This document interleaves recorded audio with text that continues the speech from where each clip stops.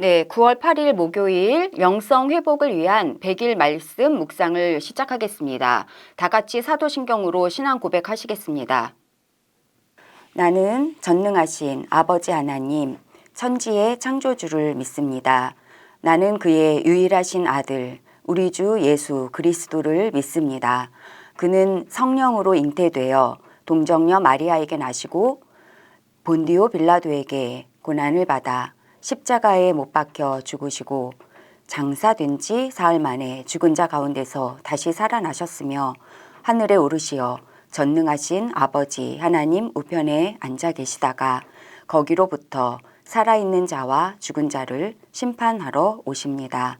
나는 성령을 믿으며 거룩한 공교회와 성도의 교제와 죄를 용서받는 것과 몸의 부활과 영생을 믿습니다.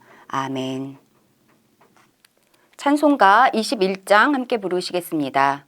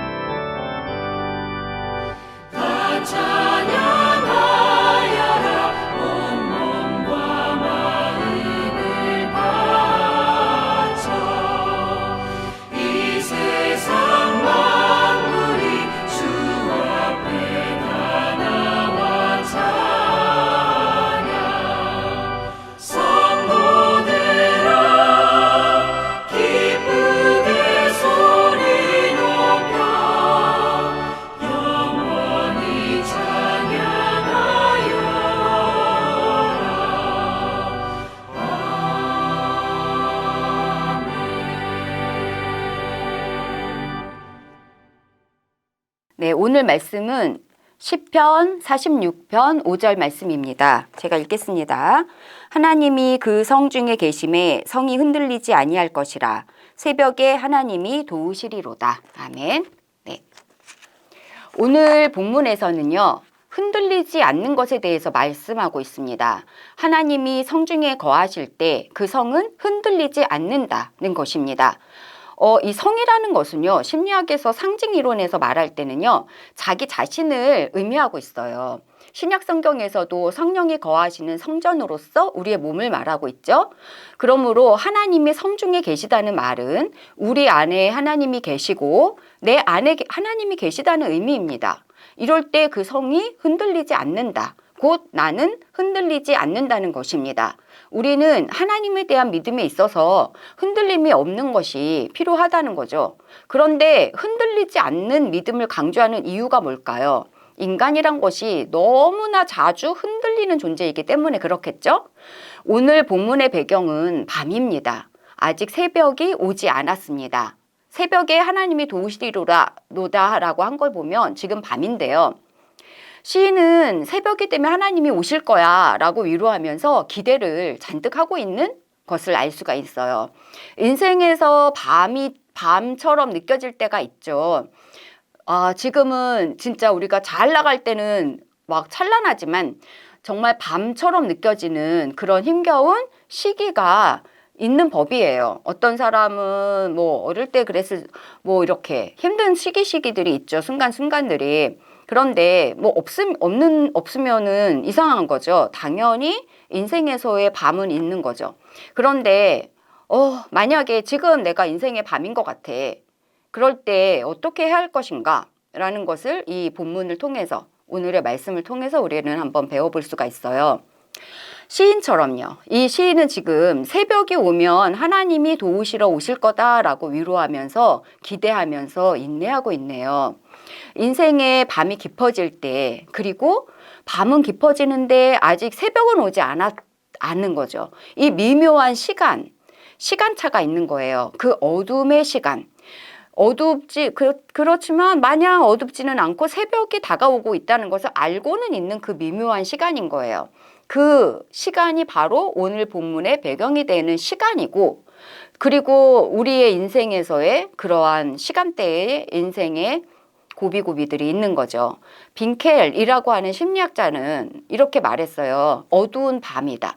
어두운 밤은요, 정신적인 고통의 시기를 의미한다고 했죠. 우리들이 아무리 하나님을 믿는다고 하고 하나님을 믿는 자를 하나님이 보살펴 주시는 것을 알고 있지만 보살펴 주시는 것과 또 밤이 오지 않는 거는 또 별개 문제죠. 우리는 기복주의 신앙자들이 아니잖아요. 그래서 우리에게도 밤은 오는 거죠. 누구에게나 오는 거죠. 살다 보면 좋은 일 나쁜 일 가리지 않고 찾아오는 게 그게 인생이 그게 맞는 거죠. 오히려 나쁜 일은 나에게 오면 안 돼 라고 하는 것이 참으로 유아적이고 기복주의적인 신앙이라고 할 수가 있는데요. 이럴 때 어떻게 하냐, 누구에게나 찾아오는 이 밤의 시간에 우리는 어떻게 하느냐라고 하는 건데요. 이렇게 밤의 시간이 찾아오고 힘든 시간이 찾아올 때 우리 믿음이 흔들리게 되는 거예요. 그래서 성처럼 견고하게 믿음을 지키라고, 안 그래도 흔들리니까 이런 말씀이 지금 우리에게 주어지고 있는 거죠. 유혹의 시간입니다. 이럴 때는 우리가 약한 마음이 들어서요, 미신에 미혹되는 시간이에요. 이럴 때는 막 이렇게 아무리 하나님을 믿는다 해도 이렇게 이런저런 이제 다른 세상적인 것들에 눈을 돌리게 된다든지 옳지 않은 일을 하려고 한다든지 이렇게 유혹에 미혹되기 쉬운 때가 바로 밤의 시간이고, 유혹받는 이 어두운 고통의 시간이라고 할 수가 있습니다. 우리는 매우 쉽게 현혹당하는 연약한 존재들이기 때문에 그래요. 하나님이 어디 계시는지 알지 못할 때 우리 이스라엘 백성들이 모세가 하나님을 만나러 산에 올라갔을 때 왜 이렇게 하나님이 어디 계시냐, 왜 모세는 안 오냐 그러면서 금방 황금으로 우상을 만들었던 그런 인간의 연약한 모습이 있는 거죠. 그게 우리에게도 있는 거예요. 우리는 쉽게 힘들 때 우상에게 미혹당하는 존재들입니다. 이렇게 밤의 시간에 찾아올 때 우리도 하나님 말고 의지할 만한 다른 대상을 막 찾으려고 그래요. 사람을 의지하기도 하고, 물건을 의지하기도 하고, 또 돈을 의지하기도 하고, 하나님 아닌 것을 하나님처럼 의지하면서 마음을 두고 사로잡히는 것은 바로 우상이고, 바로 미신인 거죠. 오늘 이 시편의 시인이 이런 어둠과 절망과 두려움에 이 밤의 시간을 보내고 있거든요. 그런데 되게 좋은 게 하나가 있습니다. 그건 바로 이 시인이 새벽을 기다리고 있다는 사실이었어요. 우리도 우리 인생에 찾아오는 밤이 가지고 있는 가장 좋은 점은 뭐냐면 바로 얼마 후에 새벽이 온다는 사실이에요.